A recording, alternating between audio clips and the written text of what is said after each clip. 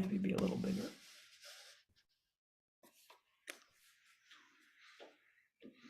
I don't want to be overwhelmed. Oh, Our author is afraid of being overwhelming, so just be patient and we'll allow you all to overwhelm him once we all get in.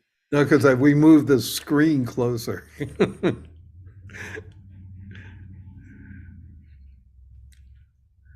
Many of you already know me. My name is Gwendolyn Mayer, and I'm the archivist at the Hudson Library and Historical Society. And on this evening, we're enjoying a virtual visit with the New York Times bestselling author, Phillip Margolin. If you just want to hang out a second or two, we'll get started. People are still streaming in.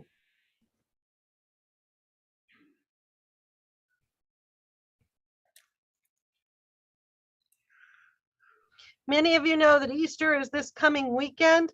After Easter, we've kind of held off on our programs for the holiday, but on the 18th, we have a very famous chef, Priya, and don't ask me to say her last name, but she is going to join us virtually on the 18th, which is Easter Monday.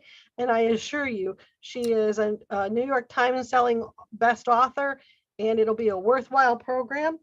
And then on the 21st, we have the mystery author, Anne Hillerman. And many of you may know that last name of Hillerman. She is also part of a New York Times bestselling mystery team. So I encourage you both to register for both of these upcoming programs if you haven't already. I think we're going to go ahead and get started. And as I said, we're hosting Mr. Margolin this evening. He has written a new book called The Darkest Place. He is the best-selling author of over 20 novels, including Gone But Not Forgotten, Lost Lake, and Violent Crimes. In addition to being a well-known novelist, he was a longtime criminal defense attorney with decades worth of trial experience. So you guys can quiz him about his trial experience. He's done a number of capital cases. I want to remember to remind you all that his book is available. Actually, several of his books are available at our local independent bookstore, The Learned Owl, which is on North Main Street. You all know this. And when you have questions, please put them in the chat box and I'll read them to Mr. Margolin. So without further ado, Phillip Margolin, would you like to talk to us? Sure. And you mentioned that I was a criminal defense lawyer, and I did that for 25 years. When I was in the 7th grade, as a result of an overdose of Perry Mason books, I decided that when I grew up, the only thing I wanted to do was try murder cases. And I did that for about 25 years, including a number of death penalty cases, and got to argue in the Supreme Court. But as far as being a writer goes, I never, ever thought that I would get a book published. It never even entered my head that I would, want to be a writer. And the reason for that is that I have been a voracious reader since I was a kid. I still read 2 to 3 books a week. I love reading. I'm sort of addicted to it. And I was just in awe of writers. And so it never occurred to me that I could be one. And when I go on book tours, after I give my talk, and I'll be talking a little bit about the book, I usually do a Q&A, question and answer session, which I love. And I think I told Gwen before that this for me is the most fun, and it's a personal deal. I am the first published author I ever met. And I didn't meet me as a published author until I was in my 30s. And I only had one writing course. I got a C+ in creative writing in school, and I had no idea what I was doing. So I would have loved to have the opportunity to ask somebody who's done this, how do you do it? So if you have questions, I've had 2 movies made out of books. If you want to ask me about movies or publishing or anything I don't cover when I'm talking, please do, because that's my fun is answering the questions. So I told Gwen that my entire writing career has been bizarre, and it really has. And what I thought I'd do is answer one of the questions ahead of time that I'm frequently asked, since you were a criminal defense lawyer for so long, how did you become a published writer? And my writing career is very odd. It started off because I was in college and then went to West Africa for 2 years in the Peace Corps. And then when I came back from Liberia, West Africa, I went to NYU Law School, and I worked my way through teaching junior high in the South Bronx the last 2 years. So between a full-time job teaching and a full-time job at night, doing law stuff, I had no time to do anything but eat and breathe. And then a wonderful thing happened. To get through in 3 years, like the day students, I went summers. And my wife graduated from college right before the summer session, and she got a job, which meant that she could pay the rent on our apartment. I didn't have to teach that summer. And I already had a job waiting for me, clerking for the chief judge of the Oregon Court of Appeals out in Oregon, where I live now. And since I had a job, I just had to get D's in my classes to get out. So I basically had a free summer, and I'd never had a free summer. I'd always worked since I was like in 5th or 6th grade. I'd always had a job. And so I didn't know what to do with myself. And I decided that I would try to solve what was for me one of life's most amazing problems, which is, how do those guys fill up 400 pages with words? And I don't know about you, but I'd open a book and I'd say, where'd this guy think up all this stuff? So my project for the summer was to write a novel based on my experiences in West Africa, not to get published, because I had no idea what you did with a manuscript when you finished. I just wanted to see, could I write 25 pages, more than 25 pages about something, because that's the most I'd ever written for, a term paper or anything I'd done for law school. So it took me 2 years. I did write a book that was 187 pages, so I was very proud of myself. I met my quota. But when you're an attorney, you're trained to be very unemotional and objective about your work. And reading my book unemotionally and objectively, I realized it was pretty lousy. It wasn't very good. So I never tried to get it published, but I did develop a love of writing. I really enjoyed creating a three-dimensional world where everything works out exactly the way you want it to. So I started every once in a blue moon, I'd write a short story, and they were always rejected. They were mostly science fiction. And then in my 30s, I decided, well, by that time I had my own law practice. I'd done a couple of murder cases. So I thought, well, maybe I should write a crime short story, because they say write what you know. And I'd never been to Mars, but I had been in a lot of courtrooms. So I thought, okay, I'll write a crime story. So I wrote this story and I sent it into Mike Shane Mystery Magazine and promptly forgot about it because months went by and I didn't hear from him. And then one day when I got into my office, in the mail was an envelope from Mike Shane, which I assumed was a rejection slip, since that's the only kind of letter I'd ever gotten from a publisher. And inside said, "Dear Mr. Margolin, we wonder if you would be willing to accept $65 to give us the honor of publishing your story." And I've always thought that those guys must have been really stupid, because if they negotiated with me, I would have paid twice that to get into print. That was like the high point of my life. Someone was actually going to publish a short story of mine. And what the publication of that short story did was to give me self-confidence, because I really had no confidence that I could ever write something, that a publisher would want to publish. But somebody had, and it was a national magazine. Well, when I was clerking at the Court of Appeals in Oregon, I came across the Peyton Allen murders.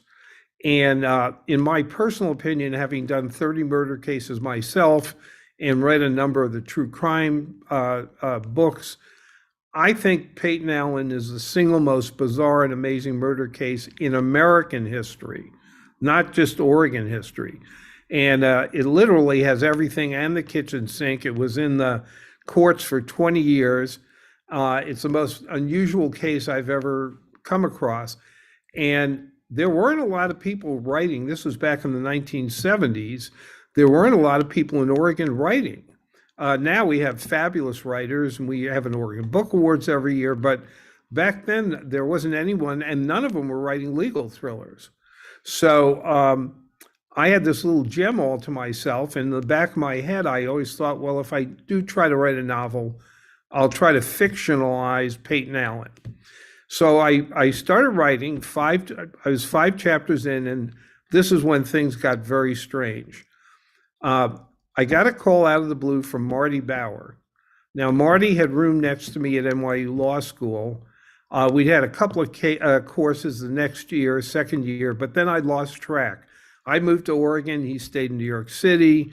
I didn't know what he was doing. And I get a call from him, and he said he and his wife wanted to come to Oregon on vacation, and could we get together? And I said, hey, stay at my house, because I really like Marty. And I said, I'll take some time off from my practice, and I'll show you Mount Hood and the Columbia Gorge, and I'll take you to all the touristy stuff.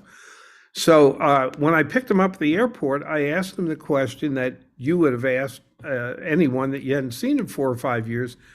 Hey, Marty, what are you doing? And he said that he was one of 3 lawyers for the largest literary agency in the world, International Creative Management. And I said, Marty, I'm writing a book. And he said, oh, no. And he started trying to claw his way out of the car on the freeway. But actually, no, he was really nice. I explained that I'd only had one writing course, a C+ in creative writing when I was in college. I didn't know anything about the technical aspects of writing. And so I had no idea whether what I was writing was any good. And I said, could you show it to somebody at the agency and just ask them, to call me or write and say, hey, this is amazing, keep going, or, it's really horrible, stop and do something else.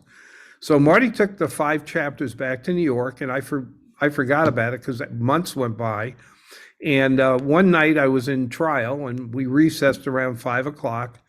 I got back to my law office, assuming everyone would have gone home, and everyone is sitting around with champagne.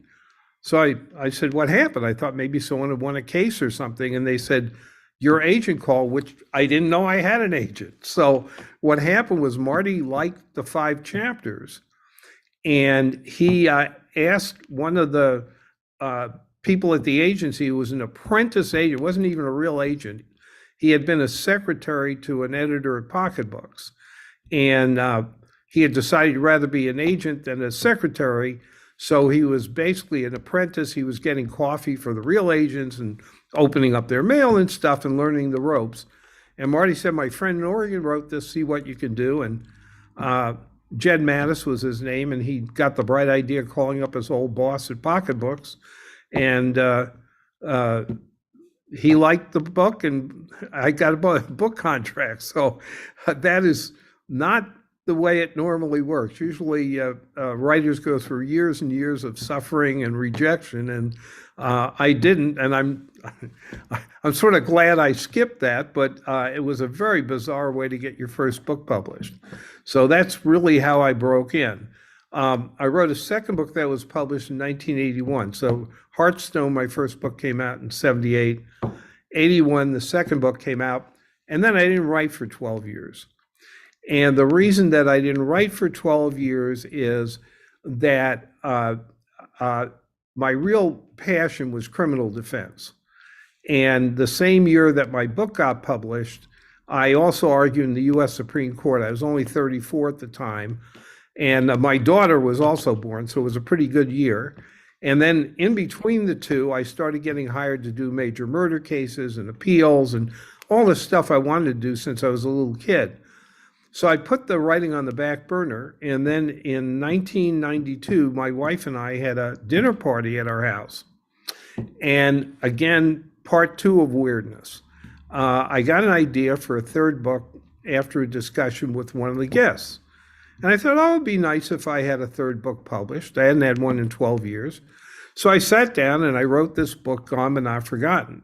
And I wish I could tell you I knew it was going to be this huge bestseller, but I hadn't. I just thought it would be nice to get a third book published.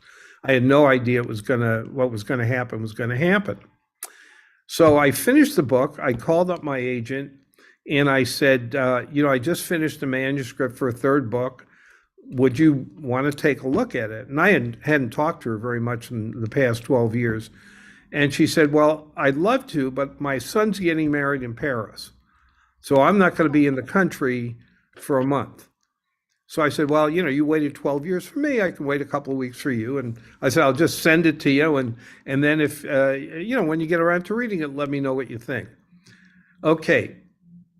The week before Jean Nagar, my agent, came back from Paris, I started getting letters from people I had not been in communication with for years. And these letters were from all over the US, and they all contained a copy of an article that had been in the New York Times business section. Now, you've got to remember, we're talking about 1992. And prior to 1987, now I write what are called legal thrillers. Prior to 1987, there was no such thing as a legal thriller. Books with lawyers and murders were murder mysteries, and they didn't get reviewed in the New York Times Review of Books. They didn't get on the bestseller list. Perry Mason's books were never legal thrillers. They were murder mysteries, and they weren't taken that seriously. 1987, Scott Turow writes a book called Presumed Innocent. Farrar, Straus and Giroux, his publisher, has a problem because it's about a lawyer and a murder. And if they put it out without anything more, nobody's going to want to look at it. It's going to be a big nothing. So they know it's a terrific book. And if you haven't read it, you should. It's absolutely fabulous. Somebody gets a bright idea. He says, this is not a murder mystery. This is a legal thriller. It's a book written by a lawyer that gives the reader an inside look on how the law works. And everyone said, yeah, it's a legal thriller. And it worked because the book was on the New York Times list, I believe, for 2 years. Then John Grisham comes out with The Firm a couple of years later. Well, what was this article from the New York Times about?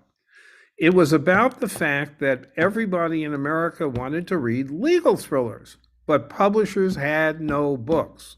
They were getting some novels from lawyers who wanted to capitalize on Grisham and Turow's, what they had done. But most of these books were either badly written or they were really boring. And this is true. In the article, it said that there was one type of lawyer that every publisher in America would kill his mother to get a hold of. And that was a full-time criminal defense lawyer who had written a book about law stuff. And I'm thinking that God has created a genre that only I in the entire universe fit into. So when my agent came back, I said, have you read the article? And she said, yeah. I said, what are you going to do? And she said, I'm going to think. And she hung up on me.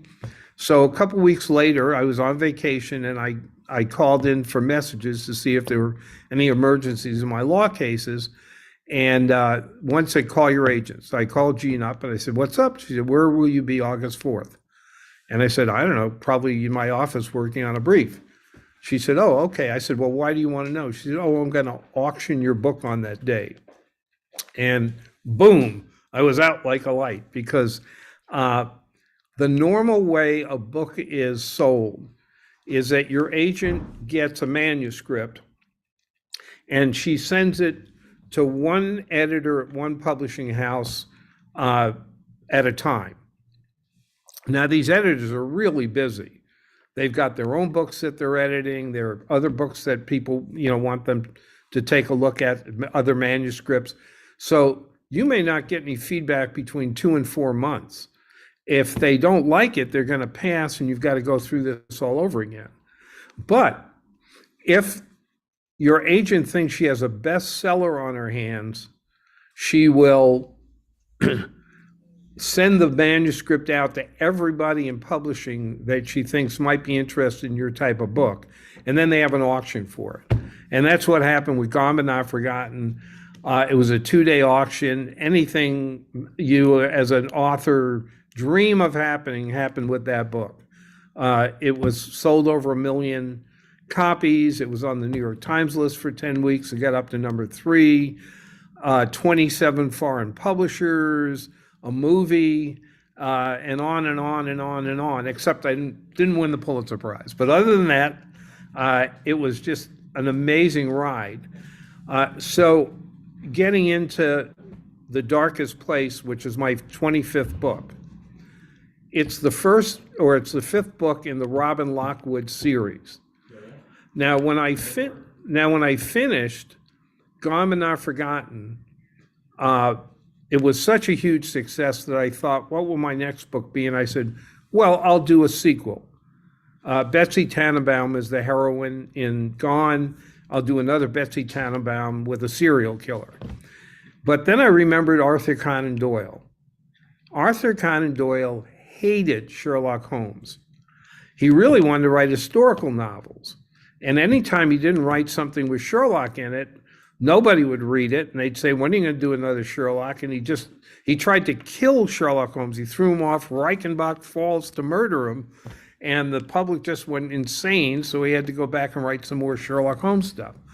So I thought to myself, what would happen if I wrote a second Betsy Tannenbaum, and it was twice as successful as Gone? Then I'd be stuck writing Betsy Tannenbaum serial killer books for the rest of my life, and I'd go crazy. So what I decided to do was to take a chance and write a book that wasn't a sequel. And it became another big bestseller after dark. And so I kept writing standalones. Then in my 7th book was Wild Justice. And that was Amanda and Frank Jaffe's first appearance, and I never planned that to be a series. But then what happened was that the next book I wrote, and Amanda and Frank are a father-daughter criminal defense team in Portland. The next book I wrote was The Associate, and the Jaffes weren't in it, but a young guy gets arrested for a murder he didn't commit, and he needs a lawyer, and I was going to invent one, and I thought, I sort of like Amanda Jaffe. So I gave her a cameo role. And then the next book I wrote was Ties That Bind, and the Jaffes were not in my outline, but I thought when I finished the outline, they would fit in. So I had never written a book in a series, and I decided to take a chance and see if I could do that. So that was the first time I did a series. There's 5 books in that series. I wrote one other one with Dana Cutler, which is 4 books. And then when I started with St. Martin's in about 2015 or 16, they wanted me to write a series. So by that time, I had gotten used to it. And I started thinking, who would be my main character? And about half of my books, maybe more than half, have very strong women characters in the leads. And sometimes they get in very dangerous situations where they actually have to fight with a man or be threatened by a man. Now, in real life, if a man and a woman fight, the guy's probably going to win because they have better upper body strength. They might have done some sort of combat sport in high school. Maybe they wrestled or something. So I thought, how could I make it realistic if Robin Lockwood, the woman that I chose to be the main character in this series, how could I make it realistic if she does get into these situations where she could actually win? And I thought, I'll make her a professional fighter. So Robin's backstory is sort of interesting. Robin grows up in Elk Grove, which is a small town in the Midwest. And her father and 3 older brothers were all championship high school wrestlers.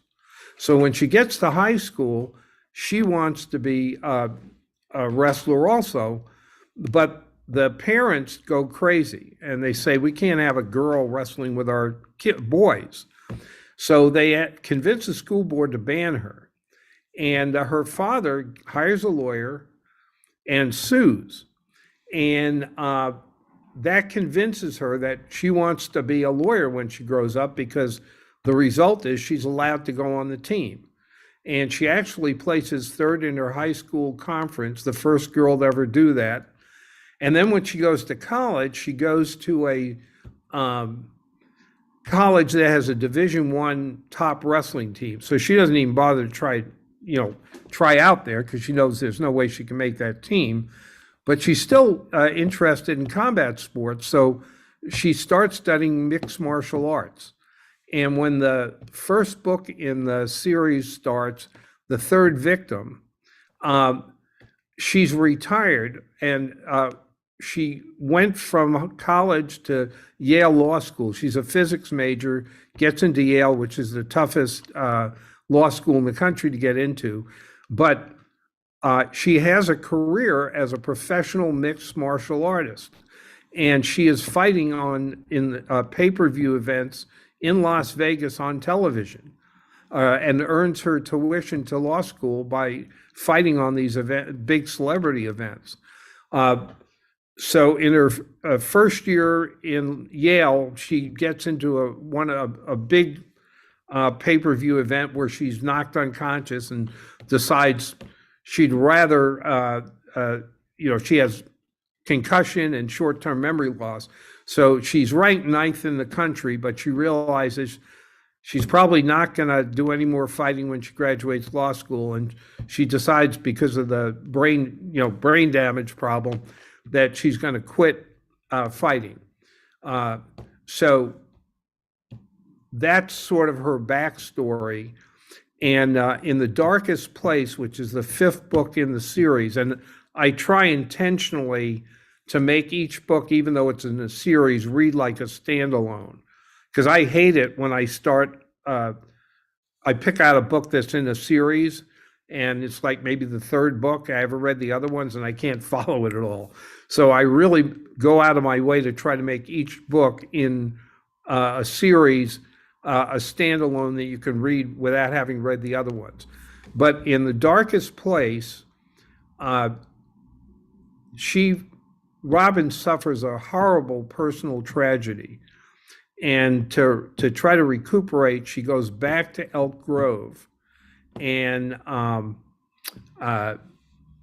while she's there, a young lawyer who's representing a surrogate mother who, and for those who are not familiar with the term, a surrogate mother is a woman who gives birth to a child for parents that cannot, another couple that cannot have a child. And they're not supposed to ever be with the child once it's born, but so they don't bond with it. But there's a horrible mistake, and the baby is with the surrogate in the evening. And as a result, she bonds and develops postpartum psychosis and ends up kidnapping the baby. And so she believes, because of this psychosis or a psychotic break that she has, that there's a conspiracy that's trying to steal her child. So she ends up kidnapping the baby and assaulting the mother, and then running with it. And she's eventually arrested and charged with kidnapping and assault, not only on the mother, but on the baby. So a lot of times people are interested, one of the biggest things they're interested is, where do you get the ideas for your books? And the idea for The Darkest Place came out of a seminar that the Oregon Criminal Defense Lawyers put on a couple of years ago, back in 2019. I am fascinated by junk science. Junk science is a pseudoscience that is put on by prosecutors to try to convict people, and is portrayed as real science. there's a really excellent book called Anatomy of Innocence. It's nonfiction, and it involves all the money from it goes to a nonprofit that helps pay exonerees, people who've been in prison for years, sometimes 20, 30 years for crimes they didn't commit. And all the proceeds go to trying to give them some money that they can use to try to restart their life. And I was asked to be one of the they had a whole bunch of best-selling authors they paired up with exonerees. And the guy that I was paired up with spent decades in prison for a murder he didn't commit. And part of the evidence was a corpse sniffing dog. Now, there was a guy, and this was completely debunked by 60 Minutes, and there was a scathing opinion by a Supreme Court justice. But basically, this guy claimed that he had a dog that could sniff a corpse and then sniff people and tell who the killer was. It's complete nonsense. But the fella that I was working on the chapter with spent decades in prison partially because of this dog. Well, the Oregon Criminal Defense Lawyers Association, which is a wonderful organization in Oregon, put on a 2-day seminar about junk science, and 1 hour was about the shaken baby syndrome. And I found this to be absolutely fascinating. I'd heard of it, but I really didn't know much about it. And I assumed that it was good science.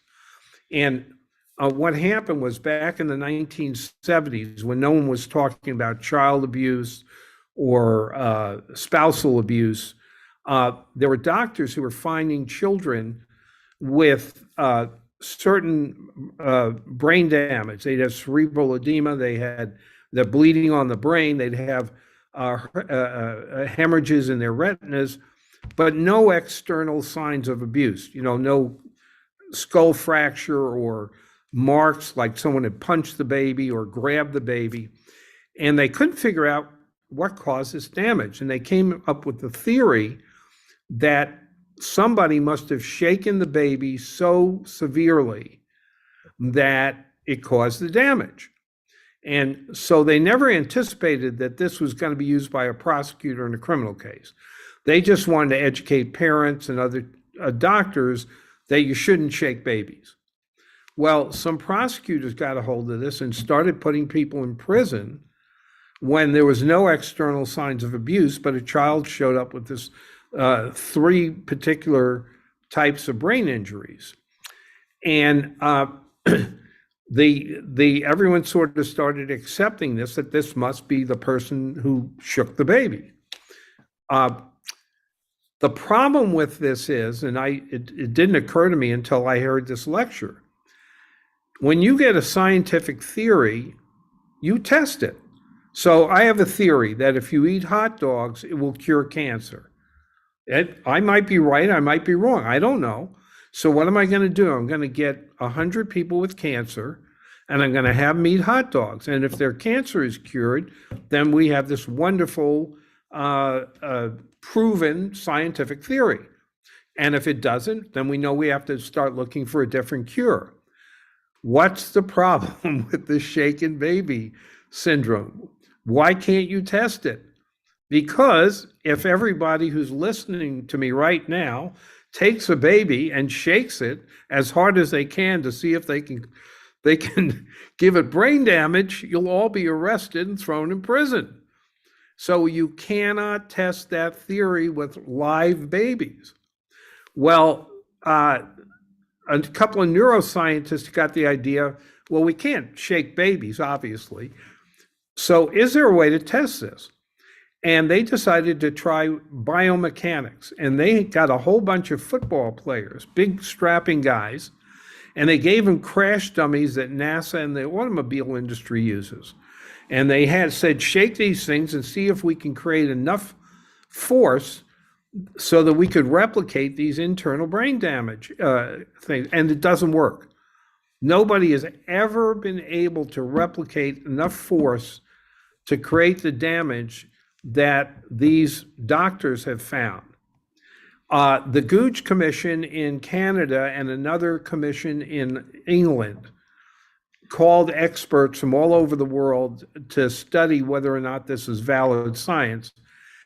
They came to the conclusion it's not, and they let numbers of people out of prison who had been suffering in prison because they've been convicted on the basis of the shaken baby syndrome.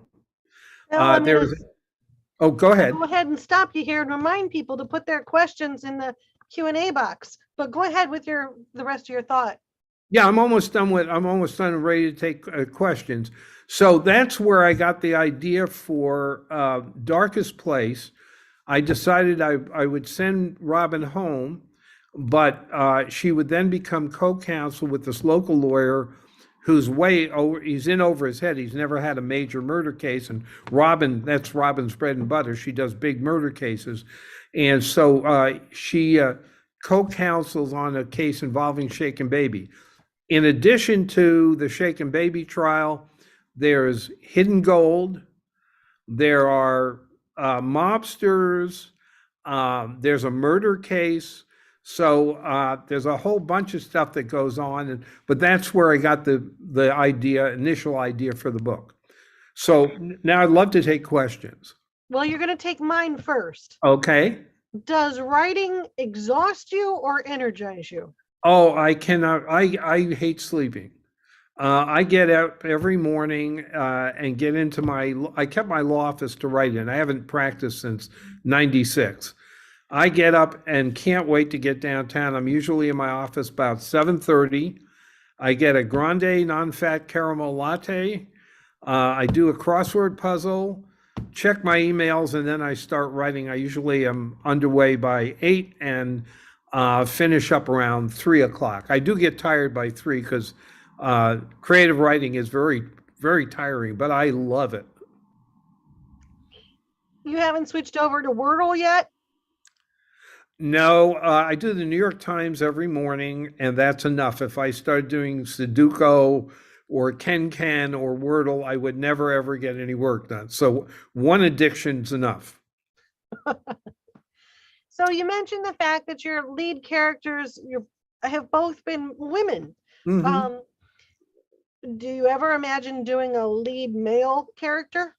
Oh, no, about half of the books have men as the main characters. There's a funny story about how I started with women. Heartstone and Last Innocent Man, my first 2 books, had male leads. So when I started with Gone but Not Forgotten, it's about a horrible serial killer who dehumanizes women who are the wives of businessmen. And originally, when I started writing that book, I was going to have the male lead from The Last Innocent Man as the main character. Now, I've represented serial killers, and when you're in a contact visiting room with someone who's a murderer, your antenna is always a little bit up. But I realize that if I'm in a room with a serial killer, the guy I represented killed women, that I wasn't his type, so I wasn't as nervous.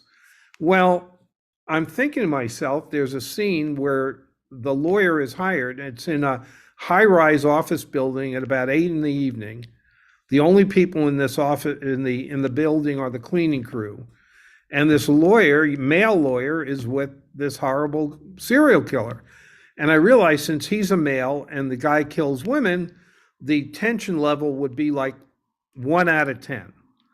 So I thought, well, what if it's a female who fits into the modus operandi, the type of woman that this guy tortures and kills? Then I said, if it was a woman lawyer, the tension level would be through the roof. It would be an 11. So I thought, well, I'm going to have to do a sex change on my main character. I'm going to have a woman. But I was scared to death. When I had finished Heartstone back in 1978, my editor asked me, do you want to write for pocketbooks a series with a woman prosecutor? I said, oh, I can't do that. I can't write a woman. I can't. So I have this fear of women. So I thought, well, what am I going to do? Because I have to have a woman as the main character. And then I thought, who's the toughest guy I know? And my wife was an attorney, and she was a really, really good attorney and really brilliant. And I thought, okay, every time I write a scene with Betsy Tannenbaum, my female lawyer that I decide to substitute in, I will imagine Doreen in that scene, and I'll just write the way she would talk and way she would act. So that was my crutch that got me through my first book with a female. And I got over my fear of women. And so I would say about half of the books have a male main character, half have a female. I do it depending on what is best for the plot. So it's not, I've been accused of, yeah, I decide what male or female, who would be best. Well, I have two questions. They're very similar. Alan says, besides Arthur Conan Doyle, what other writers were mentioned that are influential to you? And Brad wants to know what your own reading interests are. Okay, so there were people asking, was there any writers that were important in your life? Definitely. The first one was Perry Mason, because or Earl Stanley Gardner, who wrote the Perry Mason books. And when I was in elementary school, I devoured all of the Perry Masons. And by the time I was 12, like I said, all I wanted to do is do murder cases. So if it wasn't for Earl Stanley Gardner, I wouldn't have had a wonderful, exciting 25-year career as a criminal defense lawyer. The other guy that I devoured, and they're starting to reissue his books, Ellery Queen. Ellery Queen was considered to be the best American mystery writer during the golden age of mystery writing, when Agatha Christie was writing, and in England, and John Dixon Carr. Queen was the big star. And the thing I loved about his books was that there were clues in them. And if you could figure out the clues, and they weren't easy, you could figure out who the killer was. And he always had at about 9/10 of the way through the book, a page, and it said, challenge to the reader. You now have all of the clues you need to figure out who killed Mr. Jones. Can you do it? So those mystery books by Ellery Queen inspired me when I started writing myself the type of book that I wanted to write. So the books have a lot of action in them, but they usually, as a matter of fact, they all have, hopefully, surprise endings, and there are a lot of them that actually have clues. And as an aside, I've begun rereading these books that I read when I was in 5th and 6th grade. The mysteries are still fabulous. The writing is god awful. I think when I was a kid, I had no idea how bad this writing was. Now as an adult, I really, realized that he was not a good writer, but the mysteries are fantastic. The clues still work. Solutions are still fabulous. So I would encourage people to read them. As far as my reading taste, I read 2 to 3 books a week, and I read everything. I read a lot of mysteries, but I just finished Anthony Doerr's Cloud Cuckoo Land, which is amazing. There are some books that I can't even imagine myself writing. That's one of them. It's really brilliant. He did All the Light You Cannot See, which is another super duper book. So I just finished that. But before that, I read Stephen Hunter's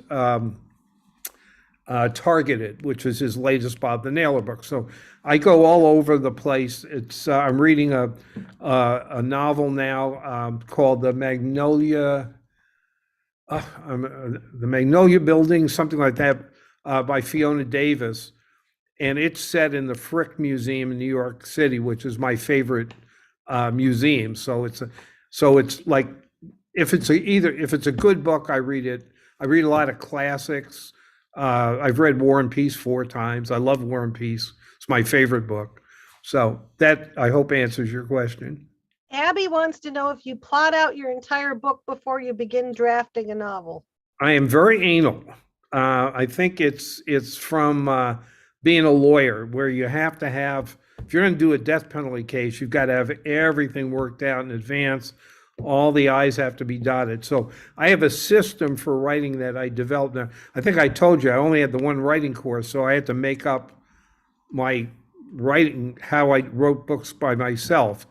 The big first thing I do is I get an idea, which is the hardest thing for me, because ideas are tiny. Could the president of the United States be a serial killer? A book is big, it's 400 pages. So I have to get an idea that's complicated enough to fill up a 400-page book. And that is the thing that scares me. Am I going to be able to, figure out an idea?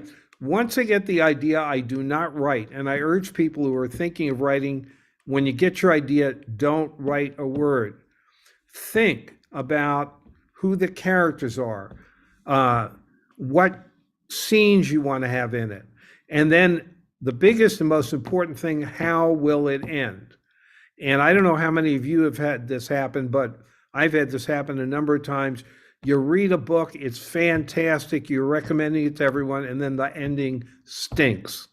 And what do you tell your friends? Oh, I just read that book, the ending was really dumb. You forget you love 90% of it. Flip that over. Now you've read a book that's okay, or you've seen a movie that's all right, but the ending's amazing. What do you tell your friend? Oh my God, when I found out the butler did it, my jaw dropped, even though the book really wasn't that great a book. So I will not write a single word until I got the ending. Now, that book I told you about the president, I got that idea in 1995, couldn't figure out how to end it until 2006, and I wouldn't write it. Once I've got, it came out in 2008 when I finally figured out the ending. Okay, once I got my ending, then I do a very lengthy outline. And I literally talk my way through the entire book from the first chapter on. And I do it on a computer, obviously. I don't talk it out, but I spend 6 hours a day not writing, thinking about the book. And it usually takes me 1 to 3 months to get the outline. Once the outline's done, then I have the book written in shorthand. And then I just take each paragraph and make it into a chapter. And the first draft is usually awful. I think of it as a 400-page outline. And then I spend months working on the book for quality, editing for quality. So it usually takes about a year and a half from the time I actually start the outline till it's about 6 to 8 months to do a draft, and then it goes back and forth to New York for more editing. Barbara wants to know if you're familiar with Marquette. He was a murderer in Portland, Oregon, who chopped up a woman and spread some of her parts around Portland. When she was a kid, she would hunt all over the area for the head of this person, the victim. Victims. Yeah, I know who Marquette was because I came out to Oregon from New York in 1970. They did a really silly thing. They arrested the guy. They knew what he was doing. And his big problem was I think he took drugs and drank, and that's when he would kill women. And what don't they have in prison? Women and alcohol. So when they paroled him, he went out and started chopping people up again. So they finally had to put him back in. But I always thought that they sort of missed the boat on, parole board sort of missed the boat on that one. And so, yes, he was a very notorious serial killer back, I can't remember when, but it was my early days in Oregon. Final question. We're not going to have to wait another 12 years for a book, are we? No. I had that 12-year gap, and when Gone came out, I started writing almost a book a year. The Darkest Place, the current book that came out in March, is 25. Murder at Black Oaks is done. I just did the copy editing with New York this weekend. It's going to come out in November. It's another Robin Lockwood. And I'm 160 pages into All Dead, which is the Robin Lockwood that will come out after that in 2023. So I think, what was that, 27 book? I lose track. But yeah, there's This is the 25th book, and 26 will be out in November, I think November 9th, and then the one after that, I'm almost all about halfway done with. Do you have any influence on when the books come out? No, and that's a marketing thing. One of the things you have to know is what you know and what you don't know. I do not have a degree in marketing. I write the books, and then I trust St. Martin's. They have really good publicists, really smart people. Keith Kale is my editor. He's fabulous. Um, uh, the guys that Hector DeJean and Martin Quinn, they do the publicity and stuff. They got a sales force that's very, very good. So I leave all marketing decisions to people who actually know what they're doing. Well, thank you for this evening. It's been a real joy. And we hope to host you again in person and soon, I hope, whenever this pandemic kind of lets go and we can get back to in-person things. But we appreciate the fact that you spent this time with us. I want to remind everybody you can buy The Darkest Place at the Learned Owl Bookshop on Main Street, or you can come here to the library and check it out. Mr. Margolin is a huge advocate for independent bookstores, of which we have one, obviously, the Learned Owl, and an advocate for libraries, right? Yeah, libraries. Yeah, anytime. I mean, when you asked me, it was a no-brainer. Anytime a library asks me to come, I always come. So I don't, like in Oregon, I don't charge or anything. I just go. I just did the Dallas Library recently, Dallas, Oregon. We have a Dallas, Oregon. So yeah, I love libraries. So thank you. And thank you all for joining us this evening. Take the time to read this book. It really was well worth it. I enjoyed the book greatly. Thank you. Thank you. Have a good night, all. And I wish you goodbye. And hopefully no more snow in Oregon.